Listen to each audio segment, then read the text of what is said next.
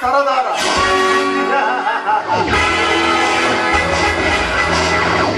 ನನ್ನ ಆಳ್ವಿಕೆಯನ್ನು ತಡೆಯಲು ಸಾಧ್ಯವಿಲ್ಲ. ಏಕೆಂದರೆ ಬ್ರಾಹ್ಮಣನ ಹಣಬರದಲ್ಲಿ ಬರೆದಿರುವ ಬ್ರಾಹ್ಮ ಲಿಖಿತಕ್ಕೆ ಬರೆದುಕೊಂಡಿರುವ ಉಪರಾನು.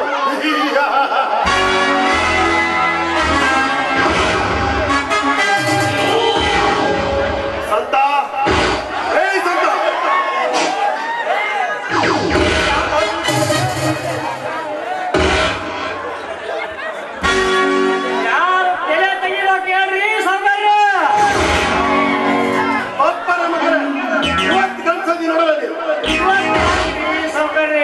ನಮ್ಮ ತಾಯಿ ಹೊಟ್ಟೆಳತ್ತ ನಾನು ಯಾವಾಗ ಹುಟ್ಟಿನ ಅವತ್ತು ಗಣಸಾಗೆ ಹುಟ್ಟೇನೆ.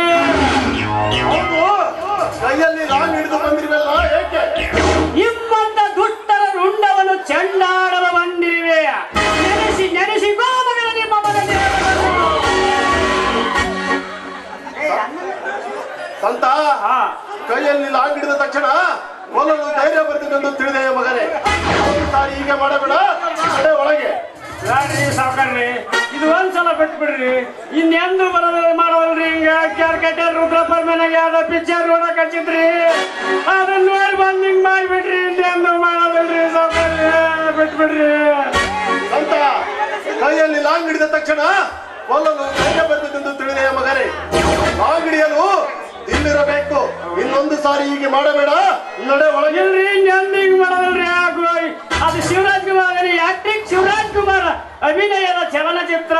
ಆ ಜೋಗಿ ಸಿನಿಮಾನ ಗುಡ್ಡೆ ನಾಗರ ಮನೆ ನೋಡಿದ್ರಿ, ಅದಕ್ಕೆ ಹಿಂಗಾಗ್ಬಿಟ್ರಿ. ನೆಂದು ಮಾಡೋದ್ರ ಬಿಟ್ಬಿಡ್ರಿ ಅನ್ನ.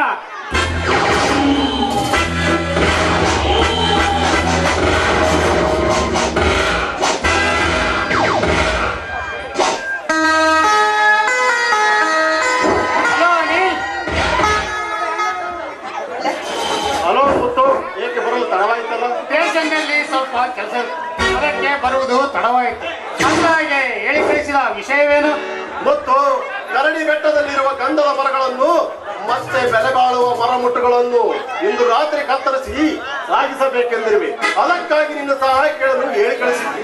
ಕತ್ತರಿಸಿ ಸಾಗಿಸಲು ನನ್ನ ಸಹಕಾರವಿದೆ, ಅಂದರೆ ಅದರಲ್ಲಿ ನನ್ನ ಪಾಲು ಎಷ್ಟೆಂದು ತಿಳಿಯಲಿಲ್ಲ.